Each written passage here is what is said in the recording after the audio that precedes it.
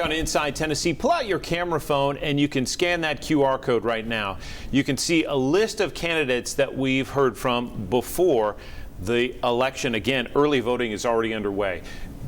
Don, let's sum up our conversation. I'm not sure what doors Monica Irvine is knocking on. I'm not sure what district she thinks she's running in. I have had many disagreements with Becky, Duncan, Massey, and a few things I've agreed with her on. But after that interview, it nearly makes me want to write a check to Becky, Duncan, Massey to ensure that if a Republican's going to win that seat, she's the one. Susan? I'll bet you Becky will accept your check. As any politician would, but... Susan, just a bigger picture here. Senator Massey has been reelected time and again. How big a challenge is this for her? Well, you know, no incumbent ever wants to have a primary challenge. Sometimes I would think that it's good for them, but in this case, I'm not so sure about that. Clearly, Monica Irvine has painted herself as the conservative in the race.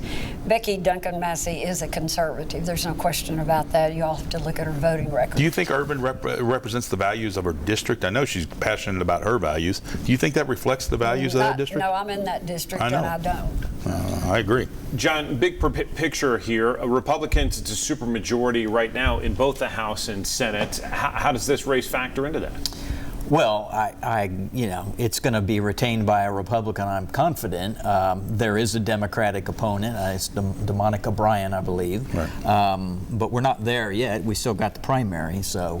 I mean, you know, supermajority ain't going to change. Again, early voting underway. Let's move quickly to national politics. Less than a minute. Don Bosch, should President... Is this our surprise question? Should President Biden step aside and let someone else run?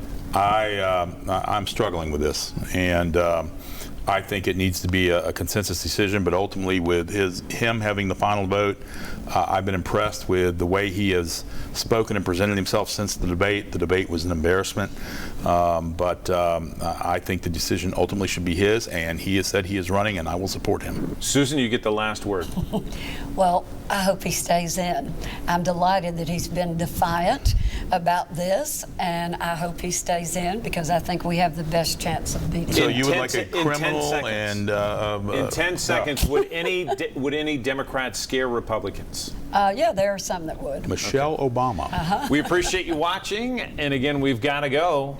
Inside Tennessee in about a month.